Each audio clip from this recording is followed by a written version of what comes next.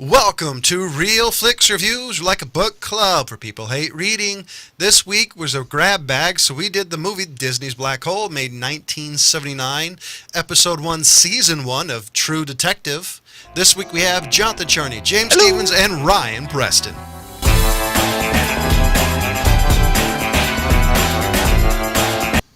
And so here's the description of Disney's Black Hole. A research vessel finds a missing ship commanded by a mysterious scientist on the edge of a black hole. And since these two had never seen it, I'll let Ryan go first. Oh, Jesus. That's a smart move. Okay, as far as like initial rating, what I expected out of this? That's a bingo.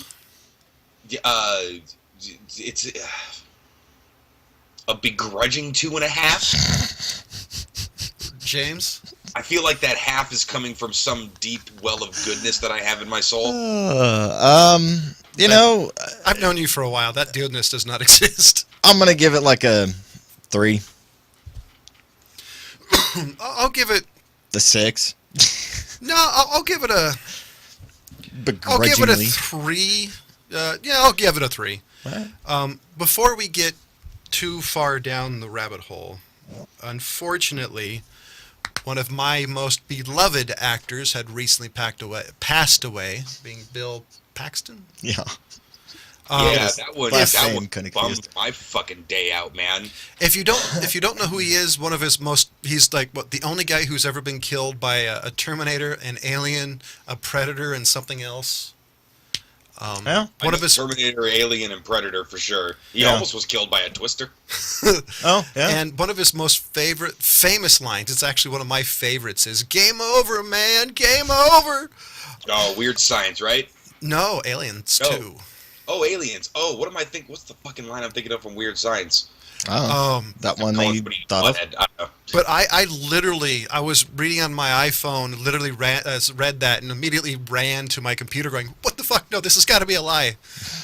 He's 661, man. I mean, the dude has done so many things, and with a crazy range. I mean, I've been a fan ever since I saw him in True Lies. Oh, yeah. And so I've been reading news reports off and on for the last couple of days, and nobody had anything bad to say. Like, usually when celebrities die, you usually hear somebody say, God, that dude was a dick. But everybody I've read say he was an amazingly nice guy, and for Hollywood, that seems to be a rarity. Yeah. Well, he seemed like one of those dudes that would be genuinely having a good time making movies, you know? Yeah. I think Helen Hunt said that he made making Twister great. Because when Richard Dean Anderson dies, nobody's going to be sad. That dude's an asshole. Yeah, but I mean, look, Apollo 13, Tombstone, Alien, Predator, albeit Predator 2, Terminator, A Simple Plan, U-571. I mean, the dude's done a thousand things. I mean, even into like the comedies, he did a couple of things with Broken Lizard. I think he was in Club Dread. Like, literally, if you've seen movies he's in, even if you say, oh, I've never seen it, he's literally in a 1,000+ movies, and some are ancillary characters, some are more important, but I guarantee you've seen things he's in. Yeah, most recently, like Nightcrawler and Edge of Tomorrow. Oh man, yeah, every time you see him on screen, you're happy that he's there, you know? So from everybody in Real Flix Reviews, we kind of... Condolences to the family. To family and friends. Yeah. And so that being said, we got to kick off the review of the Disney's Black Hole. Excuse me. This movie for Disney was kind of, I don't know if it was an epic failure, but it was a failure. One, this was in the era of like Star Wars, so Disney was trying to get into that. The thing going for this movie is the scale of it. The miniatures in this movie, in my opinion, and the sets are still, even today, I think, unprecedented. This was just such a revolutionary movie. At the time, they even invented a camera control system for it that was better than anybody's at the time. Well, which is actually an interesting story, because they were trying to rent the one that Lucasfilm developed for the Star Wars side. Yeah, and they couldn't agree I want to to it. say even for Empire specifically, but the rental price for it was just like not retarded. I'm sorry, bad word. Special needs. It's terrible. Downsy. Astronomical, let's say. And but that's so they basically, went in and did it on their own. But also another interesting thing before I talk an amazing amount of shit about this movie, this was one of the last flicks, maybe the last one, that was done straight up in-house by Disney. Nothing was farmed out to other special effects artists the way that it is nowadays. Yeah, the where last it's studio 1,000 movie. different departments in a bunch of different companies. Everything was done by Disney. And so I liked this. One of the reasons I do kind of like this movie is because the sets are amazing. Oh, yes, please educate us.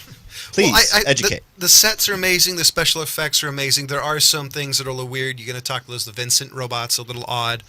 However, this movie has the same problem that 2000 Leagues Under the Sea has. It is slow. And I wouldn't even say it's a slow burn of a movie. They could easily remove half this movie and still have it entertaining. That being you said, didn't like Ernest Borgnine taking one for the team? see, I love Ernest Borgnine. I literally could have seen that dude read the dictionary, and I still would have enjoyed it.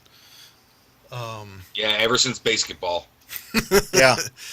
But I don't know. I mean, there's an amazing amount of actors in this movie, but I'm thinking what they tried to do like a Star Wars or a hard sci-fi, and they're missing the comedy of Star Wars, and they're missing the entertainment factor of most hard sci-fi. They're almost missing the soul of Star Wars.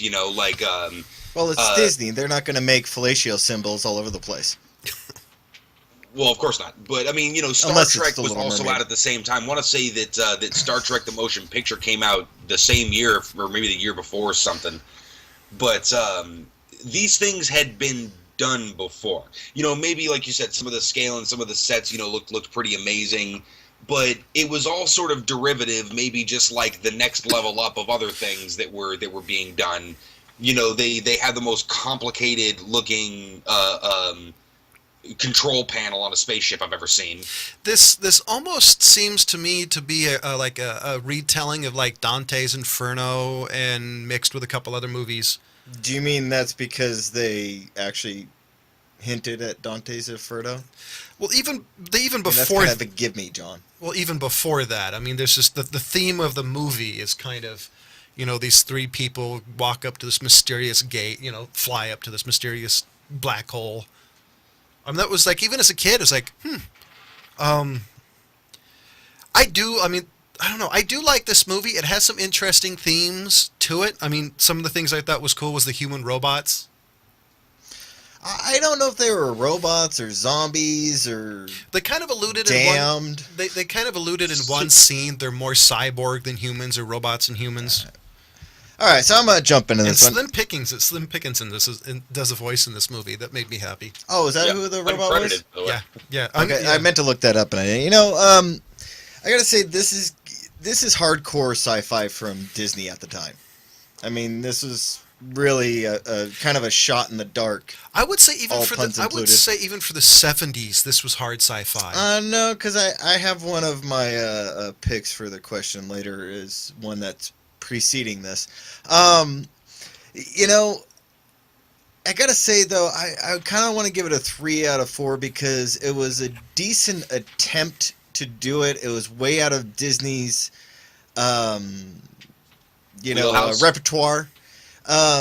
So I think that looking at it that way, it was good for what it was because you guys mentioned the sets, the kind of special effects that they went for were actually pretty good for what it was, and they really were stepping way out of their comfort zone. It did seem like they tried to be 2001 too much, though. Yeah. They have, they had a few things like the meteors look like strawberry nerds that they just kind of rolled down a board. Yeah, this is true. Dude. And then Nailed it. I'm kind of bummed because I'll just say it straight out. Ryan didn't get to see the whole thing, so when Vincent got the boner pushed off of him by Maximilian, I mean the robot penis, that really wasn't necessary, guys. Come on. I mean, literally, a robot penis, Disney, really? It's not the worst thing they've It is done. Disney, dude. Come on. That is true, and I did kind of make a little mermaid reference earlier. Yeah, you pervert. So, So things like that, those took me out. I would say this isn't as slow as some of the sci-fi that was out at the time. For Disney, For that, it was actually pretty well paced. I mean, I would say So- for Disney, it's slow. I think this was their first PG film too. It was. I still like this movie though. I'm pretty much a sci-fi fan. We'll watch almost anything with From sci-fi. the 1902 up till Now. 98. No, I wouldn't go. I watch modern sci-fi. What was the last decent alien movie they came out with? The 72. second one. But no, So, I mean, the acting. I mean, the only really good actor in the whole thing was really Ernest. I mean, I thought- everyone else wasn't that great. I thought they all did pretty good for what it was. The one thing that I What the did hell was the telepathy thing with Yeah. the robot? What the I hell was was that? I was about to bitch about that. Okay. because that was the weirdest thing. All of a sudden, you looked at the robot's eyes, and there's some sort of twirling. Oh, when his thing. eyes popped up, I'm like, what the hell? He's got eyeballs! So I was reading on IMDb, and I didn't know this before until reading this. Apparently, there was supposed to be some sort of effect, like it was the eye. Something was supposed to flip, supposed to do something. So it would Well, give he him did do more a little emotions. No, circle his thing. eyes. Something in his Oh, eyes were his supposed to do eyes. something, and they couldn't get the physical effect to work. Oh. Because the first time I saw this, it's like, oh great, it's a special needs R2D2. I mean, so what exactly is the point of this robot? And it's poorly done. It really does look What like does the Fisher Vincent Price stand for? version of a robot. What did Vincent stand for? That's what I wanted to know. Oh, Because they God. never did a zoom up on the writing on his name. I actually found And then I this. noticed Give that me a there second. was one thing where it showed dots on everything, so Vincent did stand for something. Hold on. You guys talk. It actually does stand for something because I read it a couple of days ago. I'm like, seriously? They There, actually- there was a great line in there, and I'm not sure if Ryan got to it. When they first get on the spaceship and the robot's going in, and he says something to the young guy, and he turns to the robot and he goes, "Are you programmed to torture me?" The robot like goes away. "No, I'm programmed to educate you." I was like, "Damn, that was a good little rebuttal right there." By the way, That was what some good is? comedy. I agree. What's with all the really bad philosophy from those robots? Oh yeah, when Holy they started crap. philosophizing, what the hell? So And I don't think Vincent that's a word. Well, there was stands a lot for- of weird things going on with the Oh, robots yeah. in this movie. I mean, really bizarre. The weird fight between Maximilian Oh, and yeah. Vincent was the weirdest Did you clunky thing. You know what I'm ever. talking No about? The little comparison. boner pops up and floats him away. So I mean, dude, this is seriously something that Mystery Science Theater would have a field day doing. Oh yeah. or riff tracks. I gotta say Yeah, that exactly, something like that. Like when what was it? Maximilian. First of all, how long do you got to work with somebody before you shorten that shit to max? Oh, I know. Obviously, less than over When he 20 years. absorbed what's his face? Yeah. So if you take a look at the Vincent robot, it totally looks like something out of Buck Rogers' TV show. It actually kind of looks like Yeah. the new droid from the Rogue One. So it stands for Vital Information Necessary Centralized. Really? Yeah, They just wanted to call the thing Vincent. pretty much. It just makes no sense. God, I like this movie, but it is hokey. I mean, it's definitely 70s. Everything in this movie is very 70s. Even the sets, like the scale of the sets, and a lot of this I bet was matte painting, which is one of the yeah. things they said their computer system they did actually allowed zoom up and moving of matte painting, and so this movie was really high tech for the time they made it. Yeah. But at the same time, like, okay, yeah, high tech, but look at what Star Wars did. You know, I'd like to compare the budgets, you know, but Oh God, this was It's- released in December 21st, 1979. So, in today's terms, that's pretty much the middle of those. That's when they release all the movies that you really want to see. well, that's my Um, point. I mean, you know, with a studio like Disney backing it, you know, you would expect that to be top Have of the some game. clout. So You the know, budget of but- this movie, and I'm assuming for back then this was a lot, was $20 million. Oh wow. What was it for Star Wars? 77. I doubt Star Wars was even close to that. 200,000 probably. Today's money probably like $500,000. Sorry, ladies and gentlemen, this is not exactly the most exciting television since apparently everybody's looking up the same Okay, damn thing. 13 million. Really? In So, today's yeah, money or 14 at the million time? at the time. Oh. Which makes sense. You know, that was the scale of that movie was pretty awesome also, and they built a lot of shit. I would say that the difference though is Star Wars. None of the universe felt big, but none of the ships did. All the ships were kind of compact. The universe in this movie felt small, but the ship never freaking ended. Yeah, but I mean, you know, like we only saw. I mean, what are you talking about? They were just in certain rooms and like star destroyers and whatnot. I mean, you know, and then you get to the Death Star and just the view of the Falcon flying into the port. Well, Oh, I yeah. meant, well, Scale like crazy. I don't know. For me, maybe it was just the way they did the camera work in like Star Wars. Like everything had like large size, like the Death Star, it looked huge, but like But the way. basically, But it seemed to my me like the point way. is. I'm sorry. Go ahead.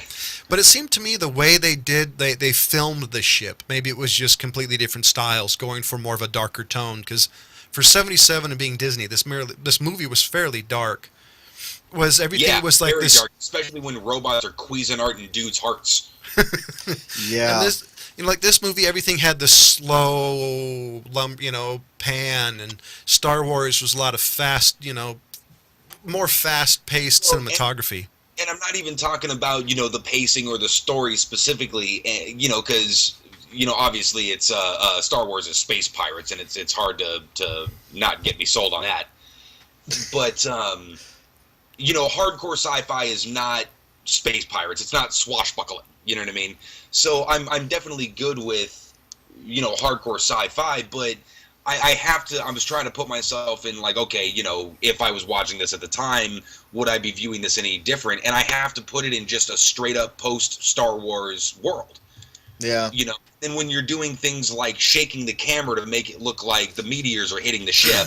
I'm sorry, the Strawberry Nerds. And people are falling over the railing in the most comical way possible. It lacks a lot of luster. So Yeah, so and I gotta say the robots that the dude made were pretty crappy if the little tiny balls were able to take it out. I mean, way better than I could do, don't get me wrong. I can't make a freaking robot. So for a little, the Star Wars released on May 25th, 1977, in today's terms. That's kind of the beginning of the summer movie season. So it definitely had some years to kind of learn its lesson from Star Wars. I think what happened is Disney just tried to do too much. I still stick with my 3 out of 5. I do like this movie. It's not a movie that I can watch all the time because honestly, this movie is slow. It's not a fast-paced movie, and part of that I think is just the style of storytelling they choose to do. It just isn't all that exciting of a movie. There's no really big pops. There's no big moments in this movie. It's just all kind of like A, B, C, D. It's, very predictable. I there are some things that are not bad, but quite honestly, I actually got to go down a point because I really think like I wouldn't really go and show anybody this, like right off the bat, be like, "Oh, you haven't seen the black hole? Let's watch the black hole." Yeah. I think so. Well, see, hold on. I got rebuttal for that. Is if you wanted to see miniatures in a style that's not done today, it would be this one. Maybe was it Outland? There's a couple other movies that the scale of the miniatures I would show them just because they don't do it anymore. If I want to do that, I would go to Star Wars, and I'm talking about the original 3. Right. I mean, I wouldn't that would take be- them to anything like Outlander or this. I wouldn't do that because I'm not. I gotta go with Ryan. I mean, there's really nothing in this thing that I can be like, oh, that was really funny, or that was really cool, or that was way out there for the time. Because if I think about it, you got 2001: A Space Odyssey that came out almost 10 years before this one. You have Star Wars that came out 5 years before this one. I can't do it. Like if I want to show somebody something really hardcore from that time, I would choose something way better than this. Well, So, I mean, it goes down to the 2. Even Space Odyssey. Oh, we're gonna get to that one.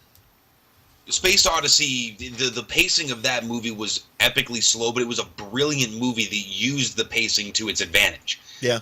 This movie, it was more like the Shakespearean actor, bleeding every bit of stage time out of walking from one side to the other. I would say I liked this movie a lot more than 2001. It took me Wow. It took me 12 days to finish that movie. But, okay, look, I was going to chalk it up to, this is one of those movies you like when you're young and stupid, and that's okay. There's a lot of movies I still like that when I was young and stupid. But, you couldn't show this to somebody like, oh, you haven't seen this one? You got to watch this. Oh, no, I mean, that wouldn't be the point. I think if you're like a Disney-holic, this would be one of the movies you'd have to see along with Songs of the South, just because not that many people know about this movie. This would be one of those ones, if you're a Disney-holic, that you, just out of being a purist, like, well, I guess I have to get that. Watch Steamboat. Steamboat Bitchy. I know people who love Disney movies, and they'll say, oh, I've seen everything Disney made. Okay, I've got two, Songs of the South and Black Hole. Two movies that most people these days have A, never heard of, or B, never seen. And so, I mean, for a Disney movie, I think it's worth seeing. I mean, if you're going to talk far as hard sci-fi, there's better choices out there. It definitely is. And that being said, ladies and gentlemen, hold on. Nope. Ladies and gentlemen, we do have a Facebook page. Also have a podcast. Yeah, just check us out. See what you tell us what you think. You didn't get Ryan's final. So what's your final score, Ryan? I'm sticking with the 2.5. Couple of interesting things, couple of interesting little effects, but nothing at all to recommend to somebody really. And we're doing True Detective Season 1, Episode 1. And unlike some of the shows we've done, even like American Horror Story, this show is dark. I mean, American Horror Story was dark, but not like this, in my opinion. See, I wanted to actually watch this one because not for the fact that Woody Harrelson and Matthew McConaughey are in it, but I actually wanted to see Matthew McConaughey play something like this role because I wanted to see what he could do with it. And I was actually kind of pleasantly surprised. The only big issue I have with it is, I mean, I like the ending, but the way they did this whole first episode was really slow. Really slow, and how they presented it and brought you into the show. That's what made me like this episode was the slow nature. I love seeing what he was like beforehand. You get to see kind of now he's this kind of drunken person. Yeah. I loved everything about so far this first episode. I love the delivery. I love the slow take on everything. I love the fact that Woody was kind of. He was kind of trashing the guy the whole time, but saying, no, he was a good detective, but he had his quirks. We called him the tax man. I just find it funny that Woody Harrelson is the protagonist in this. He's the good guy. That never happens. I mean, not since Cheers. I mean, really, come on, think about it. His roles after Cheers, he really wasn't the good guy after that. He was kind of like the guy with good intentions, but was a bad guy. This one, he's like the whole church going, not into drinking, drunk wise, and yeah, I mean, he wasn't even smoking. I mean, really, or looking for Twinkies. I like McConaughey's. By the way, thank you. I have to catch myself. I love McConaughey's internal monologue that he says out loud. Oh yeah, it's like this really cheesy noir, like Max Payne-esque, but it works really well with what they're showing. Yeah. I even love the point that when Woody Harrelson's saying, "Dude, yeah, remember what I said about quiet time?" Yeah, quiet time in the car. This is our quiet time. Ryan, have you seen this one before, or did you actually get a chance to watch it? No, I have.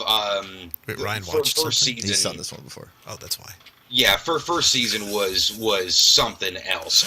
I love the ultra flawed characters, especially cops that pull it together for the sake of the particular case that they're working on, kind of thing. Yeah, I love the fact he made those cops get him a 6-pack. Yeah, I love that was my. And then they told him no smoking, and then gave him a cup to ash in. He's just like, "Do you want me to tell you?" Yeah, but McConaughey and Harrelson is two people I've kind of wanted to see together. Yeah. for a long time. They both sort of, in a certain way, occupied the same space in my mind. You know, Yeah, I'm they obviously kinda do. so used to Woody Harrelson being the funny guy. You know what I mean? Yeah. Even in something like Natural Born Killers, he's playing a caricature of that psychopath sort of thing. Yeah. I still You got Larry Flint and things like that, characters like that. But mostly, I think of Zombieland and Kingpin and White Men Can't Jump. So Kingpin, that's been a while. Sort of gritty and real, like you had shades of it in No Country. Yeah. So what do you think? To see him kind of expound on that sort of thing, I love seeing him in shit like this. So what do you think about Matthew McConaughey? Because I've always been a quasi fan. When his movies are good, when I like his movies, I've always liked him in it. Yeah, I agree. He seems to be one of these. When it comes to my theory of actors, is every actor has at least one genre they're good in, and occasionally they can be good at other branches. But he's when he finds the right movie, he does an amazing job in it. Well, I mean, if you take out his romantic comedies, you know what I mean? Shit like How to Lose a Guy in 10 Days or Wedding Planner or something like that. Oh God, I forgot about that one. Got a pretty bitchin' track record, man. Yeah, He does. He did one that we did. I'm pretty sure we did it for the show Interstellar, Yeah. which he kind of played kind of a down on his luck type of guy. Fucking Dallas Buyers Club, Wolf of Wall Street, Mud. Yeah, he's all kinds of good roles that he's been in. yeah, like Ryan said, as long as he's not stuck in the Rom-coms. comedy chick flicks, which he did for what, like 10 years it felt like. Well, Yeah, he had a I mortgage don't payment. begrudge somebody wanting to make No, I don't either. a bunch of money. I was mean, either a Matthew mortgage McConaughey, but whatever. It was either a mortgage payment or he had alimony. But Yeah, but I I think he's got a really good ability that I think has been used, but not to the standard that I think he could do. I also think he's the right amount of quirky, like Yeah. personality, personal-wise, is he's kind of a strange dude, which I think lends itself really well to this particular role. You've got a character who's a little south of normal. Yeah. I loved his role. If I have time, I'll actually watch the rest of the season. Yeah. So, ladies and gentlemen, we definitely give this a must see. watch. Next week is James's pick, so you're up. I'm going to go to a really straightforward, easy film. We're going to be doing Shoot 'em Up. Okay. Nice. Yeah. By the way, Had he warned John me on the stressed. he warned me on the drive over here. It's like I'm not in the mood for one of And, James's vengeance picks. Did you have a TV show, John, or do you want me to jump on one? I always have didn't. backups. Okay, we're going to be doing Season 1, Episode 1 of Legion. Ooh. So, ladies and gentlemen, for next week we're doing Shoot 'em Up and Legion. What Season 1, Episode 1. Season 1, Episode 1 of Legion. And for Jonathan Charney, James Stevenson, Ryan Preston, thank you for watching.